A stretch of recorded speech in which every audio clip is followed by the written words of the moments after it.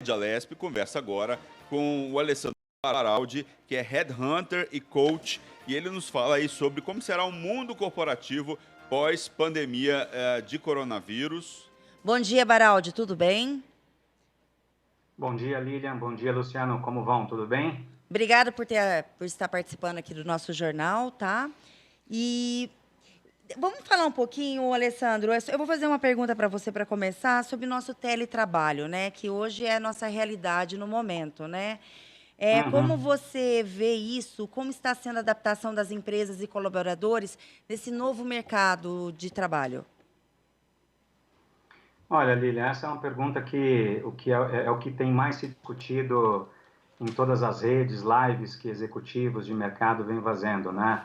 Afinal de contas, nós fomos impostos a mudar o nosso formato de trabalho de uma hora para outra. Então, as empresas, somente uma pequena parcela dessas empresas no mercado já vinha com uma cultura de trabalho home office, e é importante salientar que, ainda que ela já tivesse uma cultura implementada já há alguns anos, somente uma parte da população dessas empresas, em nível mais gerencial, média gerência, fazia parte desse modelo, né?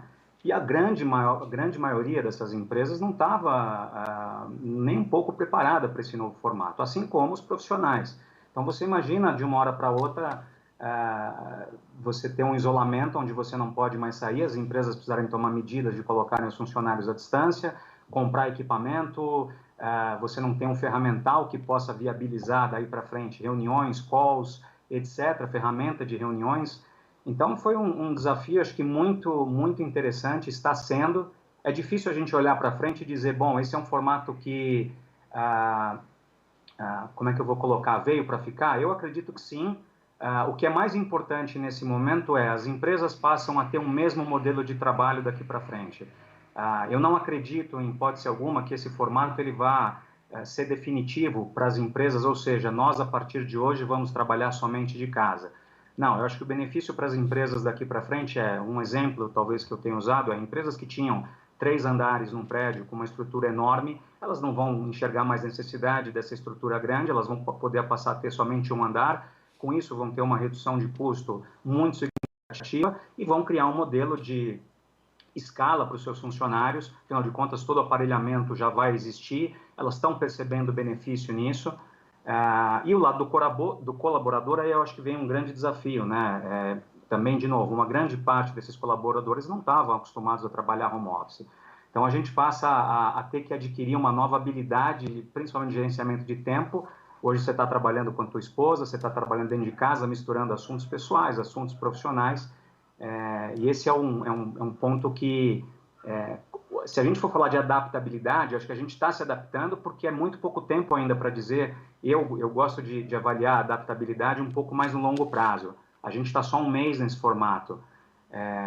Então, acho que vai ser necessário trazer esse colaborador de novo para o contato pessoal, e a gente vai acabar voltando a uma rotina, mas acho que o que é mais importante, respondendo a tua pergunta, aquilo que anteriormente era um diferencial para algumas empresas que ofereciam o home office para os seus executivos e que, quando nós íamos buscar executivos no mercado, principalmente as mulheres tinham um questionamento muito forte, porque isso era uma atração, ou seja, isso era um benefício adicional poder ter 1 ou 2 dias de home office por conta de família, assuntos com filho, etc. E poucas, muitas vezes, ofereciam isso como diferencial. Então, as empresas deixavam de atrair bons talentos, e eu acho que hoje esse modelo ele passa a estar nivelado. Eu queria que você falasse, Baraldi, sobre... Então, quer dizer que o home office ele veio para ficar, né? Eu acho que pode ser um grande benefício aí nesse momento. Ele veio, então, para ficar nas nossas rotinas, não só durante a quarentena, mas depois também a gente vai ter, igual você já disse aí, a gente vai ter esse fenômeno se multiplicando aí no mundo inteiro, né?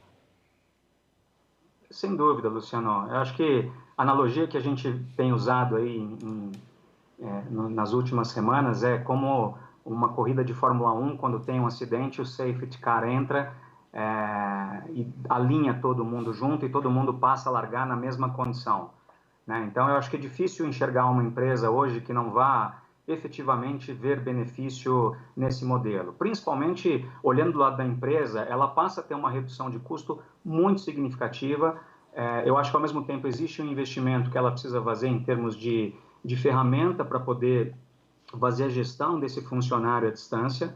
E uma vez que isso estiver muito bem equilibrado, de verdade, a empresa que não acompanhar esse movimento, eu não sei como é que ela vai operar. Eu estava lendo um artigo, né, que é muito interessante, falando sobre quem você convida para o seu home office, né? Era um artigo de um escritório de advocacia falando sobre cuidado com os dados, né? Cuidado com o compartilhamento de dados em casa, né? Cuidado com a segurança da sua rede, cuidado com o equipamento da empresa ou com o seu próprio equipamento. É preciso tomar vários cuidados nesse momento, né? Muito, muito. Essa guerra cibernética, a gente já vem vivendo ela um pouquinho desde do advento da internet, né? E as empresas cada vez mais têm aí uma política de tecnologia que protege bastante isso, mas ainda assim existe uma fragilidade. De novo, é um formato novo, Luciano. As empresas vão precisar, eu volto a dizer, uma pequena parcela da população das empresas já vinha muito bem preparada para isso, e a gente tem aí o grande desafio para as outras empresas entenderem como é que elas vão se preparar, se equiparem nesse contexto, e naturalmente, por outro lado, isso também move uma outra parte do mercado de tecnologia que vai ter muito trabalho pela frente. Você imagina que... Desculpa, Lilian. Desculpa, Baraldi. Não, pode terminar, eu volto a perguntar a hora que Não, você imagina que nesse primeiro momento, a gente estava falando um pouco, né, de pujança de varejo, de poder de compra. Uma das coisas que nós, de maneira geral, eu me encaixo nesse contexto, a gente precisou equipar a casa. Eu preciso montar um escritório aqui em casa, coisa que eu até então não tinha da maneira como eu preciso, né? Uma coisa é fazer um home office de forma mais amador, e agora você está todo dia trabalhando home office, e a tendência é que esse modelo ele fique mais profissional. Então, você precisa de uma banda larga melhor, você precisa de uma mesa, você precisa de uma cadeira melhor, enfim. Então, as empresas foram ao mercado e também tiveram um problema de conseguir comprar, por exemplo, laptop para todo mundo. Então, eu cheguei a conversar com alguns colegas de mercado que precisaram ceder o desktop para o seu colaborador. Então, você imagina o funcionário sair do escritório com um desktop, CPU e... Como é que fala? A parte de vídeo para carregar para casa. Monitor. E não é um laptop, né? E o Baraldi, nesse momento, vamos falar um pouco sobre contratação. Não sei se você já passou por essa experiência após essa nossa nova realidade de teletrabalho, né? Você acha que as empresas elas estão preparadas para ser 100% online, desde entrevistas, seleção? Como você está acompanhando isso? Como está isso? Como está a seleção de candidatos online? Funciona? Porque até então nós estávamos... Olha, Lívia, a gente estava acostumado com a presença, né? Presencial, contato físico, olhar a pessoa, sim, uma entrevista. sim. Hoje mudou tudo, né? Essa é uma etapa que ela é sempre imprescindível, né? Num processo, quando você conhece alguém, né? Qualquer rede social que você se expõe, ainda que sejam de relacionamentos, por mais que você transite por muito tempo somente no virtual, chega um momento que você precisa falar, escuta, vamos tomar um café?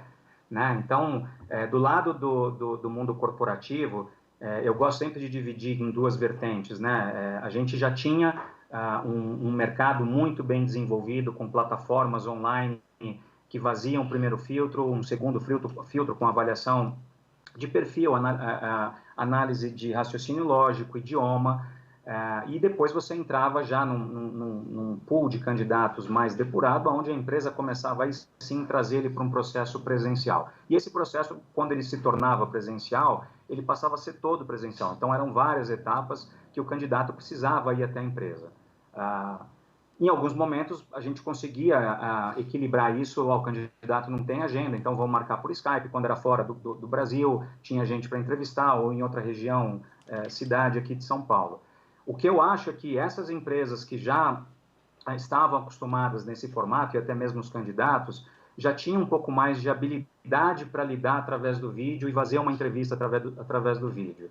Mas, de novo, olhando a outra vertente, e eu, por experiência, já vinha conduzindo muitos processos na qual a gente encontrava uma resistência muito grande de criar às vezes a gente tinha uma dificuldade de agenda, inclusive do cliente, escuta, bate um papo com ele, não, Baraldi, eu prefiro pessoalmente. Então, ou seja, é uma nova mudança que está sendo colocada, imposta, eu não vou dizer que ela já vinha funcionando, mas esse executivo, essa empresa que não entendia que isso era um modelo que já devia estar sendo implementado, ele não tem escolha, né? Então, eu já tenho conversado também com muita gente que o processo hoje ele já tem aumentado de forma bem significativa no online. A minha preocupação as pessoas ainda não estão preparadas para esse contato através do vídeo, né? Se apresentar através do vídeo, por incrível que pareça, quando você não conhece a pessoa e está tendo esse primeiro contato, se no presencial já existe uma barreira muito grande, você imagina através do vídeo. Então, acho que esse vai ser um desafio para quem passa a encontrar esse novo modelo daqui para frente, que ele vai lá, ele vai se interessar pela posição, ele vai ser chamado através de um e-mail, ele vai ter um link para responder, e aí vão marcar com ele uma entrevista, 2, e o processo vai ser conduzido, muito provavelmente, 95% dele online, né, por entrevistas, por Skype ou por outra ferramenta de vídeo. E muito provavelmente a decisão vai ser tomada e ele vai presencialmente numa etapa final. Então, eu acho que aí tem um desafio pela frente, Lilian. Eu queria que você falasse um pouco quais são as habilidades aí que estão sendo exigidas, né, para desenvolver esse modelo. Quais são as habilidades que o profissional deve ter para trabalhar no home office, para conseguir equiparar, né? Imagino eu que em casa tem muita atenção, gente que tem filho, esposa, enfim. A pessoa tem que focar e ficar ali naquele momento trabalhando 100%, né? Perfeito, Luciano. Olha, o que é mais interessante de perceber agora, e que eu mais tenho ouvido, é o quanto a produtividade aumentou, né? E eu acho que ainda é um dado muito preliminar ainda para a gente dizer se isso vai se manter no médio e longo prazo.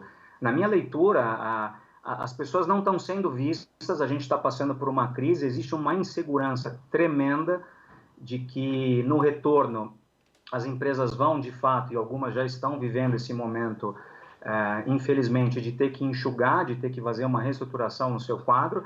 Então, elas estão produzindo, elas precisam ser vistas. Eu estou aqui de casa, eu não estou com as pessoas do meu trabalho, eu preciso mostrar, olha, eu estou aqui, estou entregando bons números, né? Então, existe um risco por trás disso, e as empresas também estão muito preocupadas, desenvolvendo programas de saúde mental, porque pode acontecer amanhã, a gente não sabe como é que esse executivo, esse profissional, não importa o nível dele, ele volta para o mercado por vários motivos, aspectos pessoais, ele pode estar tendo algum problema na família de Covid, o estresse em casa, crianças, enfim, a vida mudou muito, por incrível que pareça, nesse pouco tempo, é muito significativo as mudanças que nós estamos enfrentando. Então, eu acho que esse também é um outro desafio. Agora, respondendo a tua pergunta, Luciano, acho que a gente tem aí, primeiro o gerenciamento de tempo. De novo, a gente passou a estar 100% do tempo em casa, eu tenho filhos, eu tenho a minha esposa, eu tenho um cachorro, como é que eu gerencio o meu tempo, trabalho? Um outro problema, não tem mais horário, as pessoas te chamam 9 horas da noite, 7 da manhã, 10h30, e por incrível que pareça, parece que está ok. Eu ontem atendi uma ligação de trabalho, 10h30 da noite, fiquei 20 minutos conversando e não tinha problema nenhum nem para o outro lado. Então, acho que essa gestão do tempo também, em poder dizer, olha, eu trabalho 8 horas, 10 horas, agora eu estou no meu horário de ficar em casa, eu quero descansar, quero curtir minha família. Acho que esse também é um outro desafio que a gente vai passar. A adaptabilidade a tudo isso, eu volto a dizer, não acho que eu tenho visto também algumas frentes dizer que esse modelo veio para ficar de forma definitiva.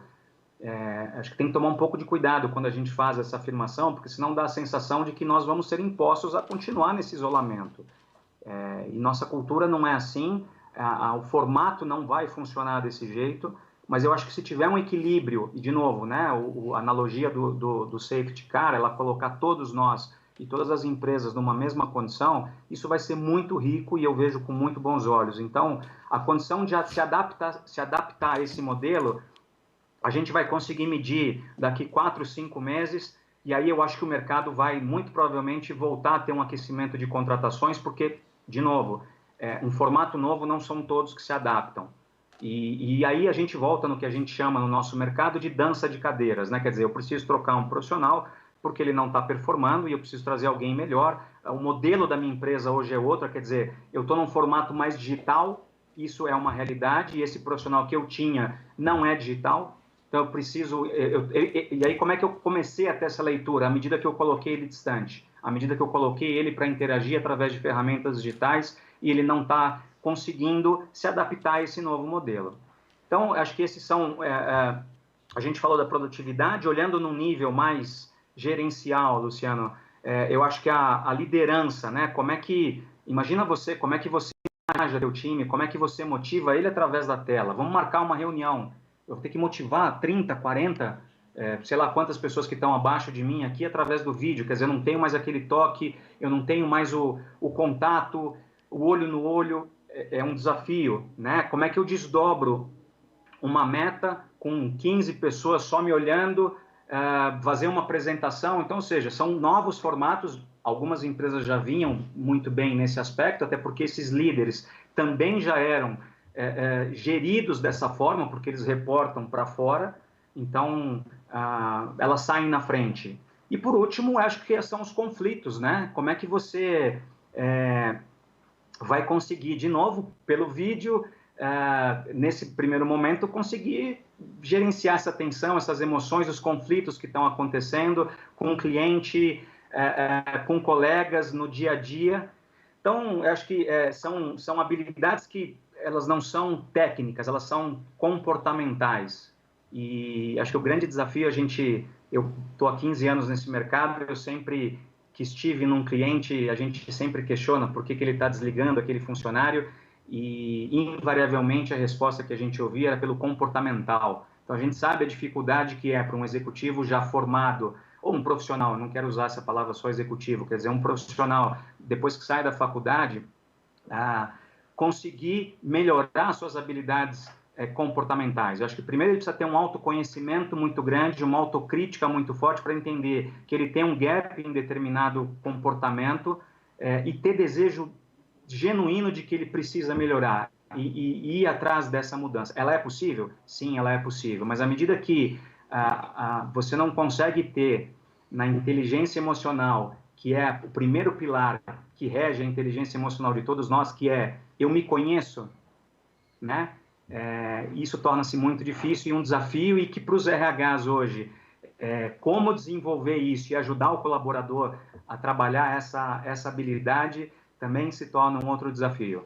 Tá certo, essa foi a entrevista com o Alessandro Baraldi, que é Headhunter e Coach. Muito obrigado pela entrevista, obrigado pelos conselhos, né? Espero que tenha sido útil aí para o pessoal que está em casa. Obrigada, Baraldi, tenha um bom obrigado, dia. Lilian, obrigado, Luciana, pela oportunidade, um ótimo dia para vocês pra você aí. também. Tudo de bom.